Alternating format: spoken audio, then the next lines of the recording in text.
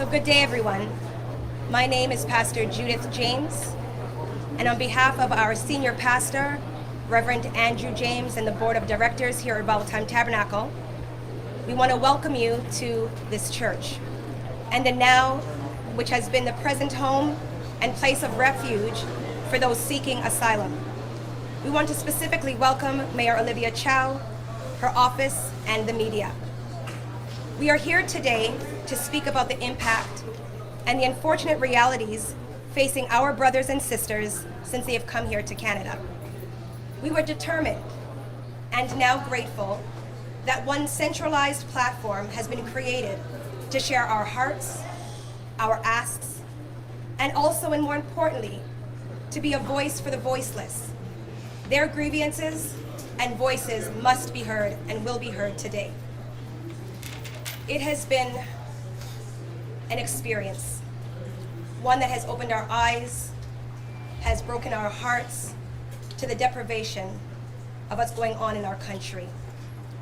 And so, as an organization, we were determined to not let one day pass again while our brothers and sisters sat in the rain, in the blistering heat, and treated in an inhumane way. And so we're thankful that you're here today.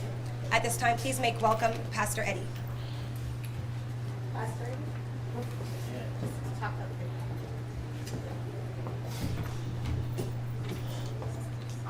My name is Eddie Jumba. I stand here in many capacities, but specifically, I will speak on behalf of my brothers and sisters, many from the African continent. Over the last, I guess now month, we have experienced, I think, what we have never seen in the shelter system of Toronto. I want to share with you some of the experiences that we have had. Mid-June, we learned that many of our brothers and sisters were lying on the streets of Toronto under so heavy, very many nights with heavy rains. We resolved not because we have so much, but because we believe in the principle of Ubuntu, that it doesn't make sense that one of us is happy when there's a sad. So we opened up our homes in very small and meager ways, and as a result of that, I can count now almost 250 people were removed from the streets. But it's not a solution. It is a band-aid. It is a very temporary solution. I want to say that since the people came from the street to our church location, a lot of disruption has happened, and that is the truth. We are not complaining, we are just sharing an experience. Our mayor has just visited us, and she was able to see how uncomfortable the people are sleeping. But they are grateful. The reason we are coming here today is to raise our voice one more time, and maybe if we need to, we'll raise it again, as many times as we need to, until action is taken. We are hoping that our mayor, with her team, and all the people that are good, loving people, that they will join us in the work that we are already doing. We are not here to complain. We are here to say that we have participated significantly in bringing a solution to the problem. So I'm calling upon all levels of government, our dear mayor, especially here, now that she has visited, to act on what the promises has been. We know that our brothers and sisters have not been treated with dignity. There are many questions that we have in our minds as people of African descent. We can't help to wonder if this would be the case if the people that were on those streets didn't look like us. It is an unfortunate reality that we have to talk about even in this day. But we want to thank the mayor for paying us a visit. It's a big statement of acknowledgement. And we want you to know that as you continue to push, we'll be behind you until we have a solution, a permanent arrangement, not hotels. I don't understand the logic behind hotels. A minimum of at least $3,000 is spent on each person that sleeps in those hotels. That money could be used in very different ways to create a permanent arrangement for our people to get off the streets completely. As a church, the job we took on is very heavy. So we are reaching out all of you, our mayor and the levels of government and individuals, big-hearted Canadians, to join us in solving the problem that our friends, our brothers and sisters are experiencing. Nobody needs to be homeless in Canada. Thank you so much, and God bless you.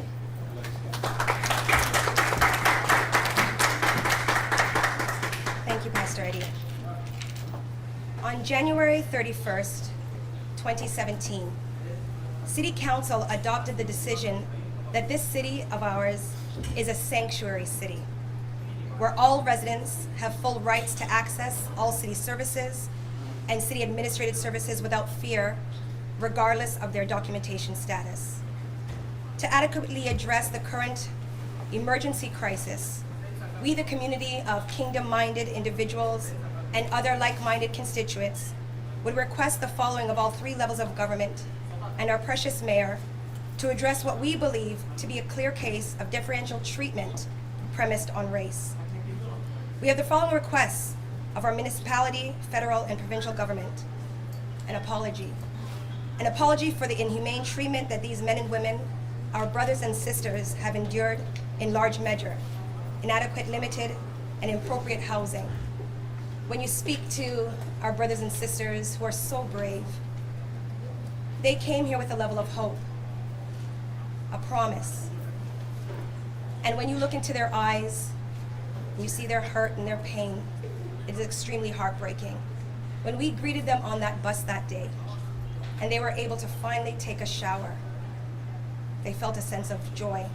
They felt for the first time in a long time that they were seen.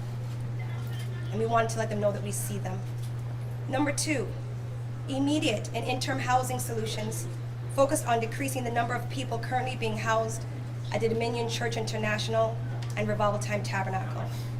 Immediate interim programming to address all medical and mental health concerns for the men and women within the care of these two churches. These people are believing and still hoping after everything that they've experienced on how they've been sleeping, carrying their bags and their possessions close to them. They're still believing, as I believe, that Canada will do right by them. Specifically, Revival Time Tabernacle has always been a friend to the community, and when called upon, continues to respond with a caregiver's heart and a soldier's resolve. In spite of our resolve, we believe it is important to also highlight the realities that we currently face as a church. As you know, we felt it important and necessary to house our brothers and sisters who are faced with deplorable conditions and found themselves without housing and sleeping in the streets of Toronto. With this great problem came great sacrifice on the part of the church, which has become which has faced many challenges. The regular working church has been disrupted and will soon impact on the lives of many members and families who have made plans, like getting married 2 years in advance, and their dates are coming up, to be married, as well to celebrate significant life moments within our facility. Further, the situation in its current state is becoming difficult for the men and women who we are servicing. We have pushed the electrical and hydro facilities of this church to their limit and have been running on them ongoing continuous basis with little to no reprieve. This has meant astronomical costs as well as continuous infrastructure improvements taken by the members of this church. We will continue though, we will continue, and I want to make sure that's clear. We will continue to do what is necessary so that these men and women do not have to face the conditions that they have grown all familiar with prior to our intervention in the last few weeks. And so we're asking you, those who have the power to make change, make change. Those who have a voice to speak to this, make your voices heard. Thank you. At this time, please make welcome Diane from Margaret Housing.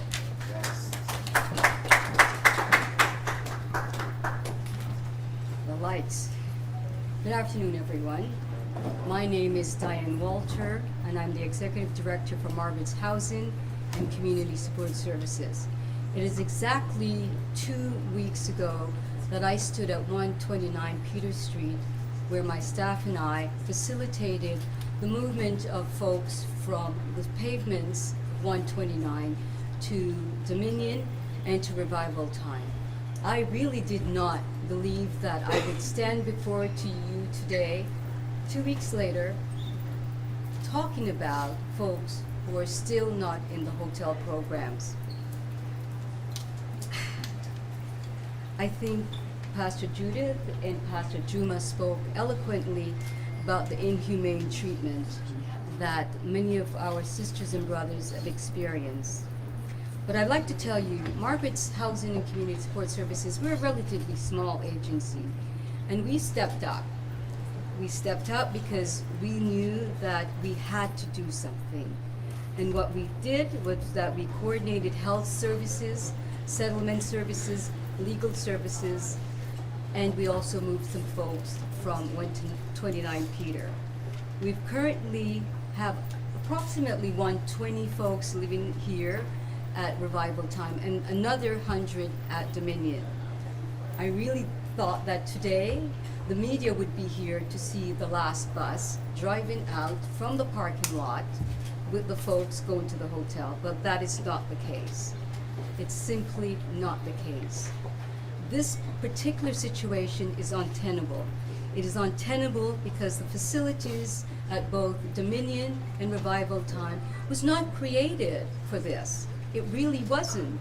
And the folks that are here, while they're getting culturally appropriate meals and really good service, they should not be here. It's untenable for the organization that I run because we're relatively small. We cannot continue seconded staff for any time longer.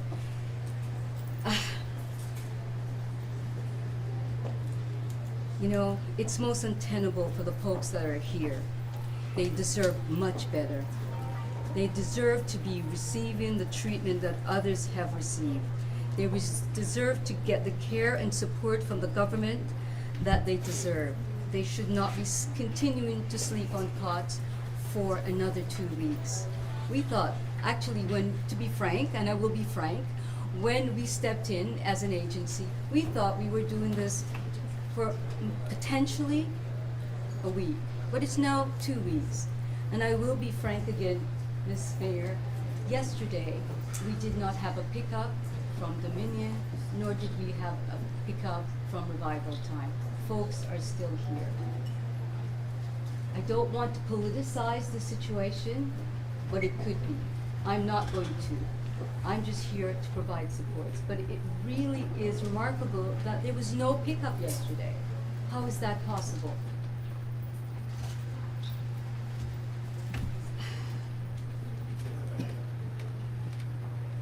As I said, these folks deserve better and must receive the care and support from the government that they deserve. They should not continue to be in the church.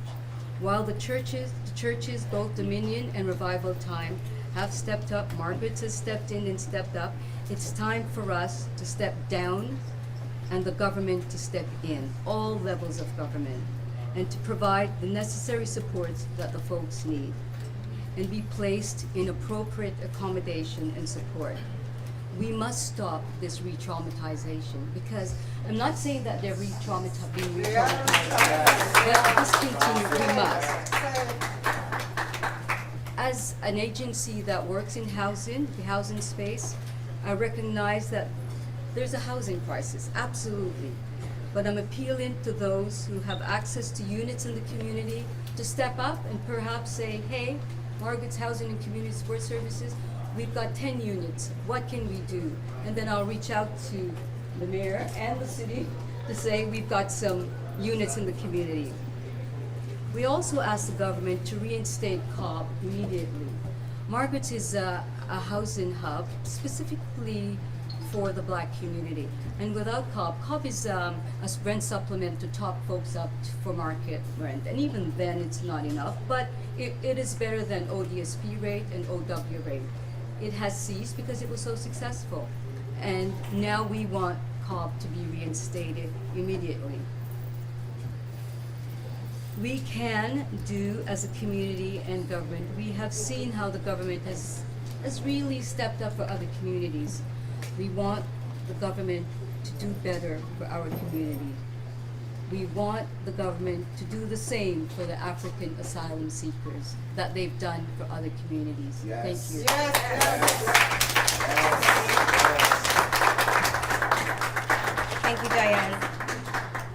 As Diane spoke about the re-traumatization, I specifically remember a young lady that came up to me and was speaking to me about having to flee from her country because of domestic violence, and that she came here to Canada in hopes to have that shelter and that refuge. And she said to be rejected by a country after being rejected at home was too much to bear. There have been thoughts of suicide, but these women continue to stand, these men continue to stand with great resolve. They are really the soldiers and the heroes of this entire situation, and I just want us to honor them. Yes. At this time, if you can make help welcome Christopher.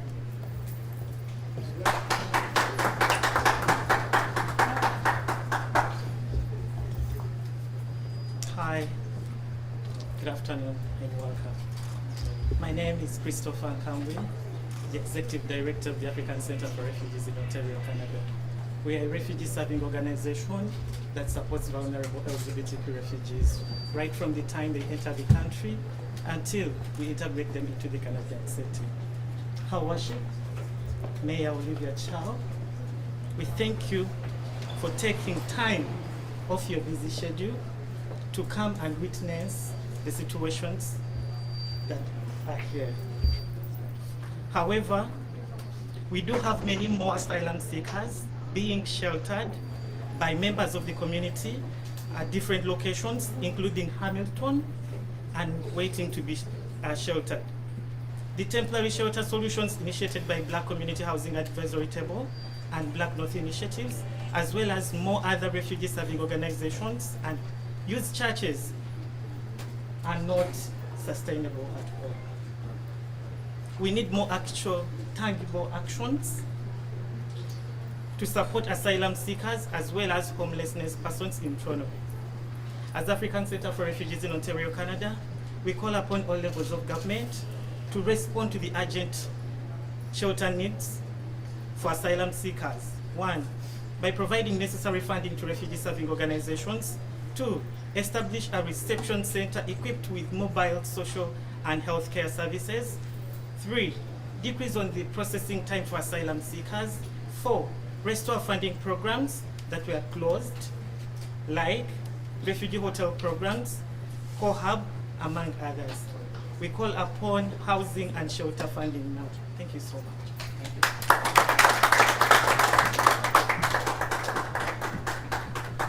Thank you. Thank you. So the purpose of why we're having this press conference today was to allow our mayor to see the conditions that our brothers and sisters have been living in. And so she's here with us this afternoon, Mayor Chow.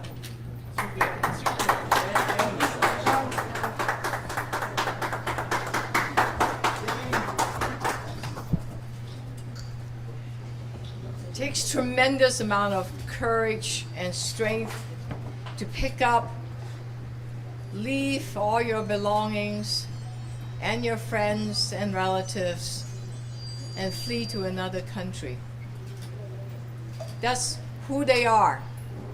They arrive here as refugees, and I want to honor their courage and their resilience. I also want, on behalf of the City of Toronto and other levels of government, to apologize the way they've been treated on the streets and the lack of dignity that they experience. There's absolutely no excuses whatsoever to be at a new country, lost, both physically, spiritually, and materially. Some literally lost their belonging, their identification. That is critical for them to apply for refugee status. And that's just not acceptable, and not being able to find shelter. This is the 13-day working day for me to become as the new mayor of this city. I knew, well, but even before I became the mayor, I met with communities, African communities, refugees community, people that experience working with homeless, and we said to each other, we will continue to be united in our effort, because when you're homeless, it doesn't matter whether you're refugees or you're not, whether you've been in Canada for many years. In fact, you could be indigenous people that are from this country of ours.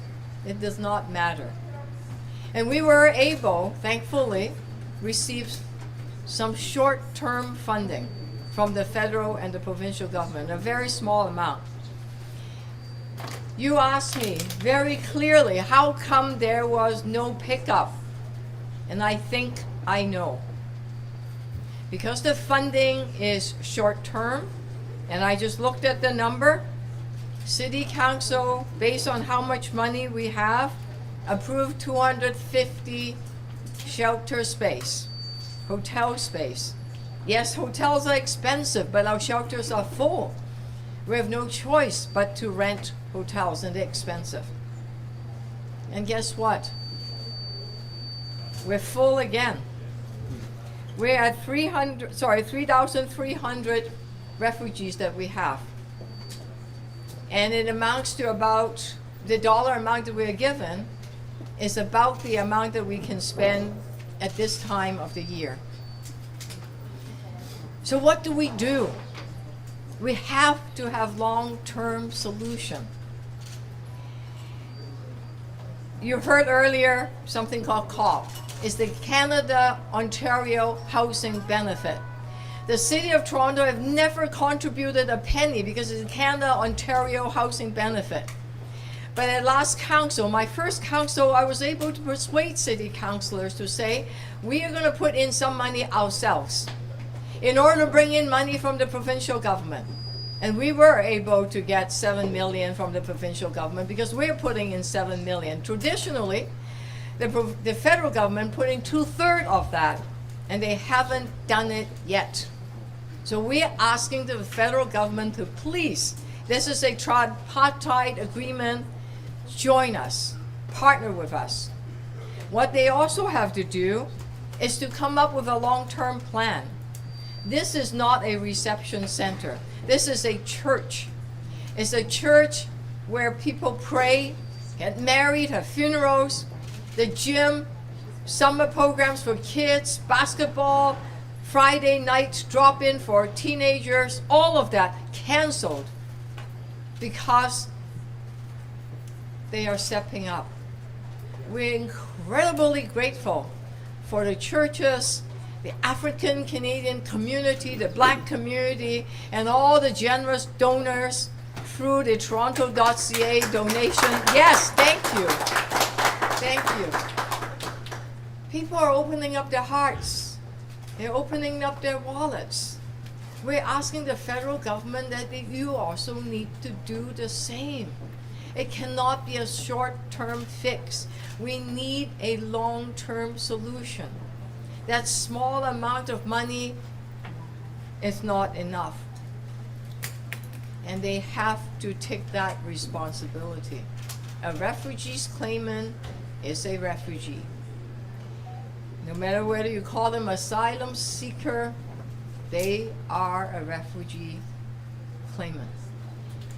And so we have a housing crisis. You heard the City of Toronto declare homelessness an emergency. We do have a housing crisis.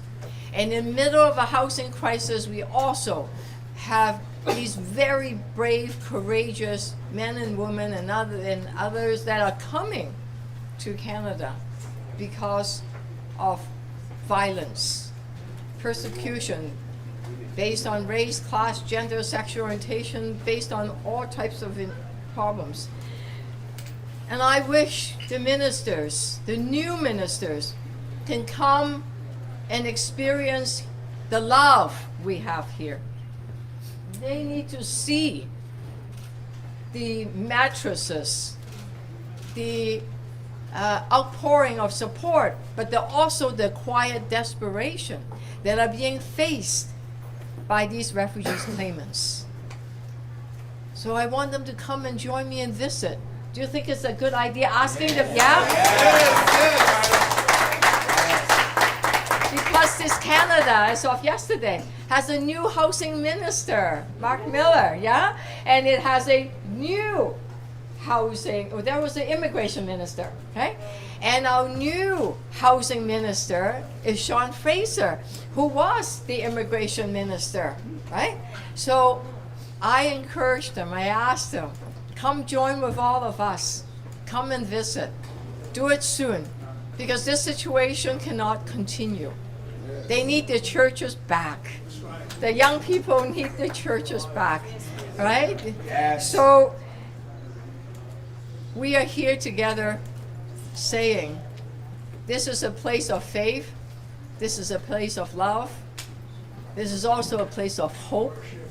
Let's make sure we continue have faith and hope and love and be able to treat refugees claimant coming to Canada with dignity and shelter and housing. Thank you.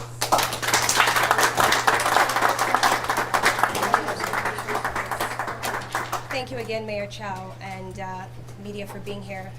You know, this really has been the hard work of Dominion Church International and Revival Time Tabernacle. Our community, they have stepped in to cook, clean. You know, I think of MPP Michael Kersner, I think of Global Medic, B'nai B'rith, the Jewish community that has rallied with us. And so we wanted to make sure we mention them. Our kitchen staff, they cook over 600 meals a day. One of our head chefs is here, Ricardo. And if it had not been for those who were volunteering and stepping to the plate, I don't know where we would be. So we just wanted to make sure that we highlighted that. Are there any questions? For the media. Minister first. I'm sorry, I'm minister. Well, I wish you guys are minister. The media first, and then I'll take it from the community. Yeah.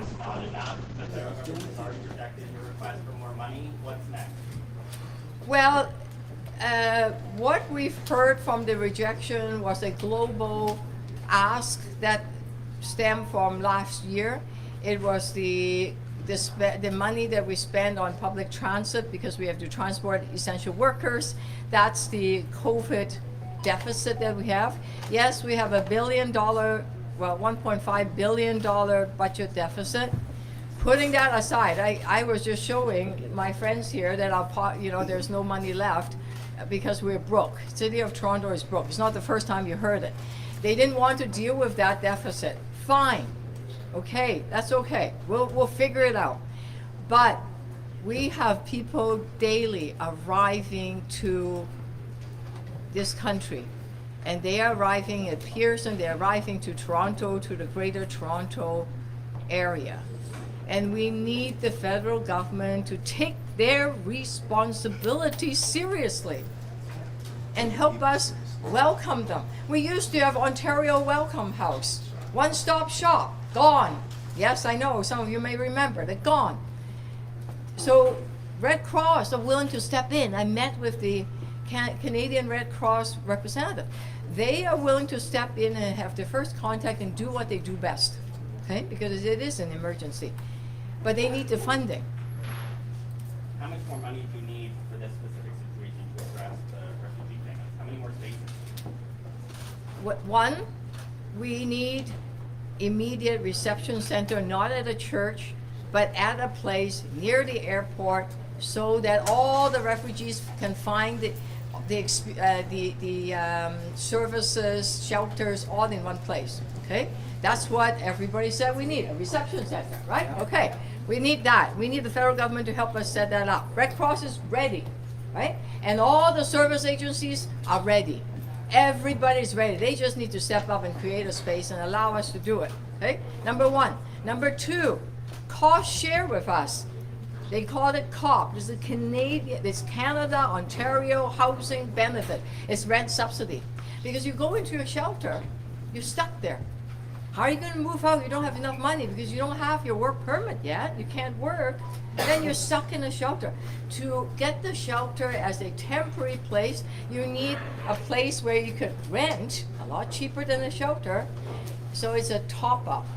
So it's the Canadian Ontario Housing Benefit. Please join with the provincial and the municipal government and do that package. That's second. Number 3, we said we need at least 160 million, if not 200 million, in order to have more long-term solutions, right? The shelter, because the shelters are full. So we got a piece of it. We need more. If we have more, thank you. If we have more, then you know what we can do? We can begin to not use hotels. Hotels are expensive. They're saying, hey, what about turning from a community center? How about dividing the space? They have a lot of really creative solutions, very grassroots solutions. That is cheaper, more effective, better for the community. But in order for us to get there, we're just right now pucking the holes because we have no space. We have to have some open space in shelters so that we can work with everyone, whether it's a new space or retrofitting new space, all of them. I've heard several solutions here. And they need us to do it. But right now, we're too busy putting hotels, putting people in hotels. Mayor, the federal government is already. How many are arriving every day? Well, influx is like what? Hey, we're not the immigration department. We have no idea how many refugees are arriving at the door. They know, okay? We don't know. All we do is we can tell you there are 300 at least homeless people showing up saying, give us some shelter. We are turning them away. At least half of them are refugees. You look right now, it's 150 refugees we are turning away every night. So, but as to how many, what's the projection? We're not the immigration department. We don't know. Mayor, can you talk about Christian Freeland's comments about saying there isn't any more funding, that Toronto needs to kind of look at it?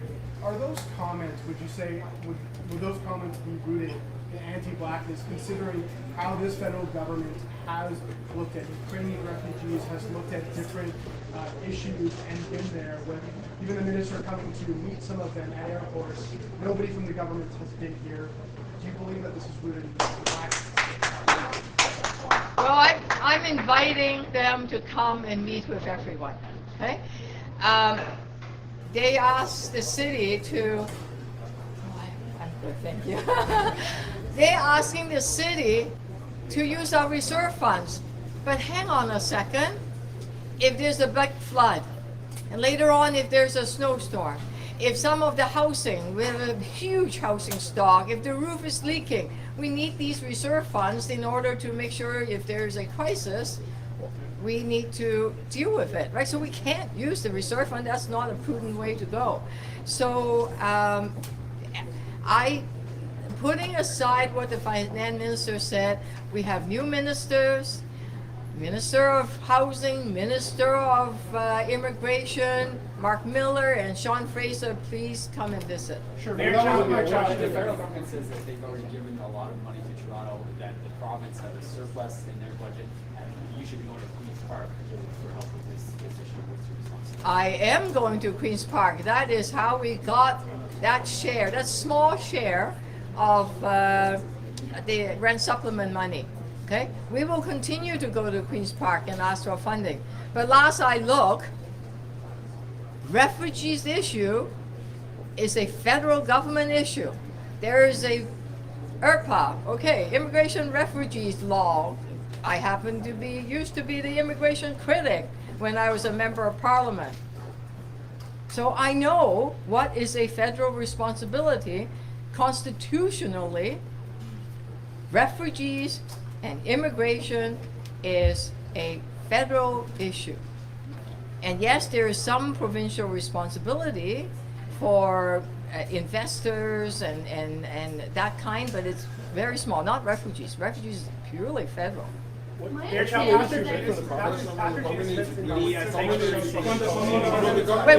Wait. Can I one at a time? Let's get the media first. Okay? Yeah, hang on a second. Media questions first. Yeah. You mentioned the status of Toronto as a sanctuary city. It is. Okay. Don't ask, just serve. So we don't ask and just serve. We actually I know. turn people away. I've changed that. But do we need an investigation into this as a violation of sanctuary city policy?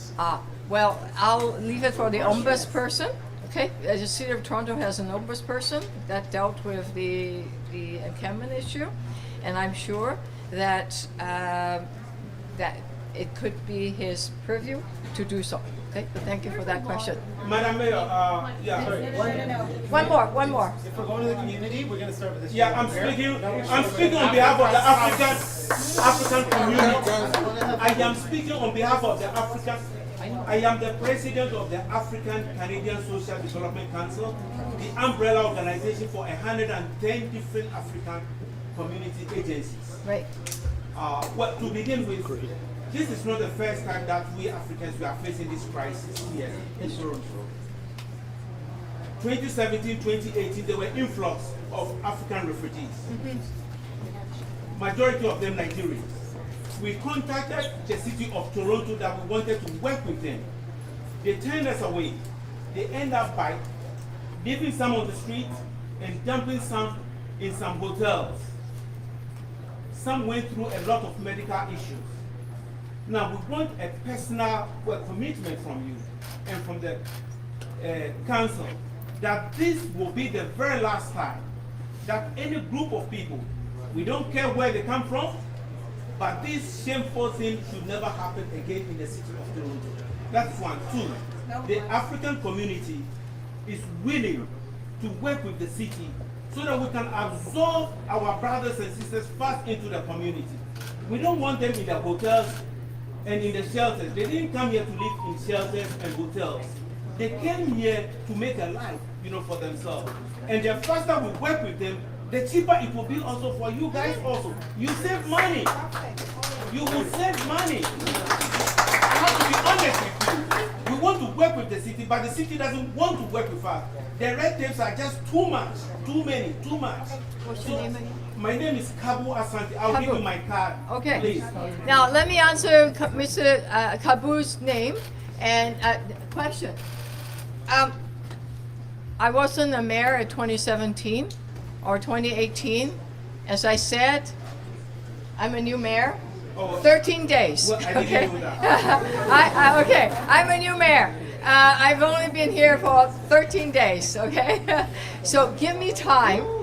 But those of you that know me know that I do not, my principle is I see housing as a human rights. I see it as a essential rights. And I myself is an immigrant in this country, and I totally understand the need to shelter, support, and take good care of others. And that is my pledge to everyone here, and whether it's Judith or Eddie and others, I will work very closely with all of you. And I've already had 2 fairly lengthy meetings with everyone, and we'll continue to do so we could work together, because that's when we are stronger. Yes. Yeah. You have a question? One more question. Yeah. We can, Listen, my voice doesn't boom as it used to. I could hear you. So I'm glad you can hear.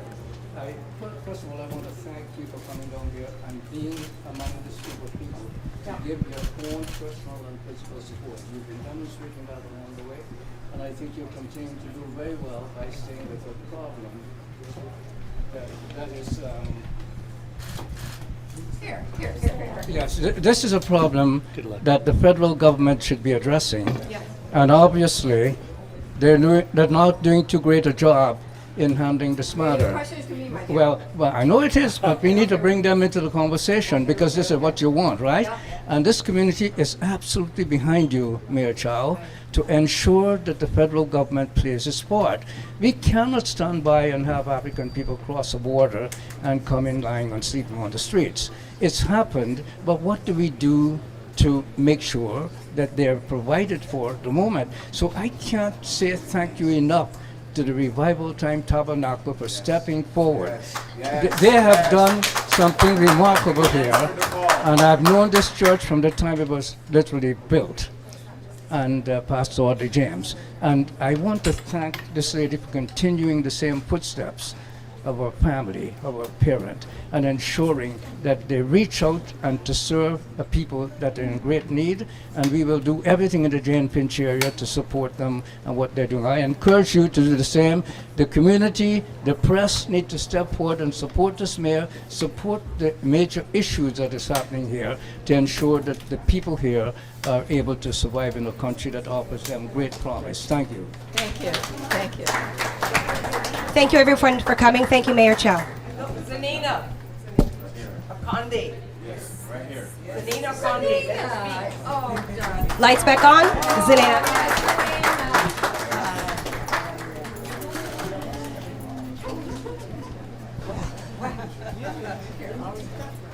Well, we come from the same beginnings, don't we? But I have to say that borrowing from different budget areas is not new. I mean, when you're filled up and you've overspent in one, it is not unusual at all in government to borrow from another. And I know that the city is broke. But we are the largest city in Ontario. And where the hell is the premier? We are a very productive province in Canada. And where the hell is the prime minister? I'm being very direct. These are my people. And I don't see anybody else living on the street and having to be rescued by churches and left there. Olivia, I know you feel bad. I know you want to do the right thing. But I hesitate when you talk about there has to be funds because there may be an emergency like a flood, like a fire. And I've been seeing for months that those people who have had to leave their homes because of floods or fires, the municipal buildings have been opened, the schools have been opened. Do you know how much easier it would be to use a school that has an auditorium, that has a space, that has a gym, that has a cafeteria? We need this. We need this, and we're willing to work with you. But we're willing to work with you to push the premier. We're willing to work with you to push the prime minister, because I am a citizen of this country. And I am hoping that all of these people will be too. And they won't have at the back of their memory their less than welcome.